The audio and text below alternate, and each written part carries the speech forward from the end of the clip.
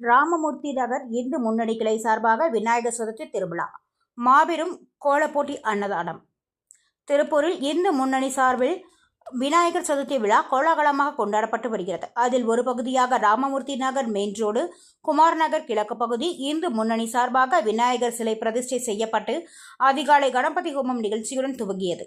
பக்தர்கள் விநாயகரை தரிசனம் செய்தனர். பக்தர்களுக்கு பிரசாதம் வழங்கப்பட்டது. அதனைத் தொடர்ந்து 3வது நாளான நேற்று 1000க்கும் மேற்பட்டோருக்கு மாபெரும் அன்னதானம் நடைபெற்றது. இளைஞர்களுக்கான உரி அடிக்கும் போட்டி, கிராமிய கலை நிகழ்ச்சி மற்றும் ஓவிய போட்டி நடைபெற்றது. பள்ளி மாணவ மாணவிகளுக்கு நோட்டு, பேனா, பென்சில் வழங்கப்பட்டது. இதனைத் தொடர்ந்து மாபெரும் கோலப்போட்டி நடைபெற்றது.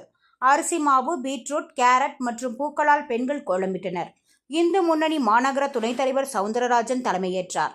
மாநகர செயலாளர் பழனிசாமி, 30வது வார்டு தலைவர் உதயகுமார், வார்டு துணைத் தலைவர் சிவசண்முகம் ஆகியோர் முன்னிலை வகித்தனர். அப்பகுதியில் பொதுமக்கள் மிகவும் ஆர்வத்துடன் கோலப்போட்டியில் பங்கு பெற்றனர். நடுவர்கள் மூலம் சிறந்த கோலங்கள் தேர்வு செய்யப்பட்டன. கோலப்போட்டி, விளையாட்டுப் போட்டிகளில் கலந்து கொண்டவர்களுக்கு ஷியாமலா கௌரி, சுதிர்வேல் ஆகியோர் சிறப்பு அழைப்பாளர்களாக கலந்து கொண்டு பரிசுகள் வழங்கினார்கள். மேலும் மாவட்ட செயலாளர் மணிகண்டன், நகர பொதுச் செயலாளர் சுரேந்தர் ஆகியோர் கலந்து கொண்டனர். மேலும் பொதுமக்கள், குழந்தைகள் அனைவருக்கும் மரக்கன்றுகள் கொடுக்கப்பட்டன.